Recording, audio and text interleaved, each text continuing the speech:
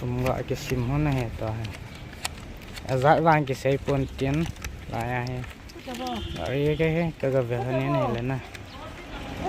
chu gari tam ta na lain to long tunia chu ari ka ve thon he ti chu sa he a. Hello guys, welcome back to Nihin vlog chom chana bora tin na gen thei ta na pai ke hola ta chu ko te ai du na sala ta chu ba khin ngai du na sala tu ni ko hi mi ri na cha hi ang le gai ne khat hin lam do ta win gi chun chom cha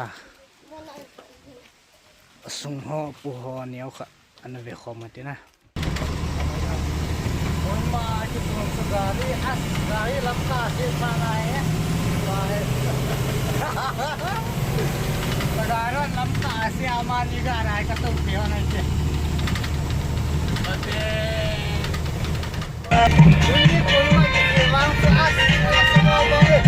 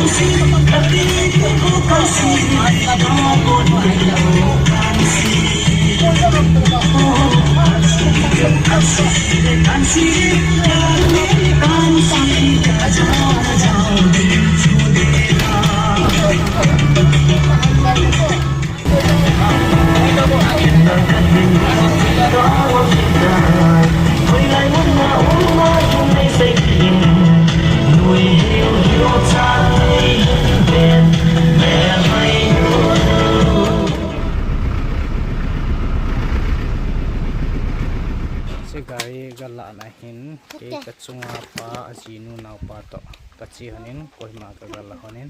chang chu video chom cha cha chin ho ta ka khomatin tele che gari sum to pu ne kha na ve a chi hi a hin gari ke na chu chi hin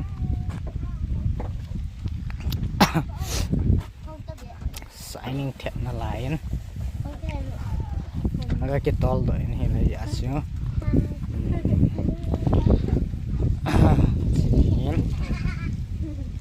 gu hongzu to alto alexai he chile pulang hin na pulang hin ho itan ga we tin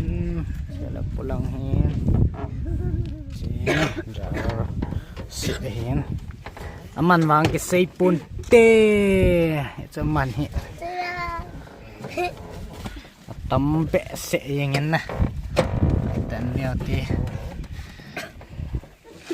sele sit ya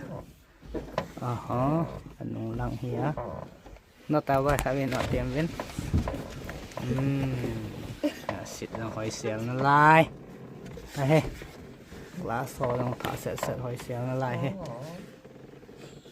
nắng nó cạn đấy chứ sao chúng nó gạ vèo thế nào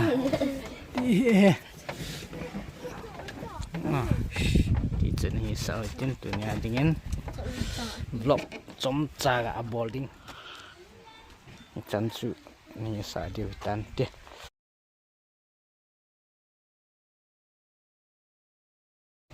chỉ Nagaland register cái bộ này nó register tí chủ này tên lăng tụi nhà video chỉ garia vlog chom cha in bộ lo chân suy tan thế na ban vlog này hen lăng movie explain thì yang lẽ cái một cái cá sĩ và đinh bye bye tạm biệt chị ta biết bye.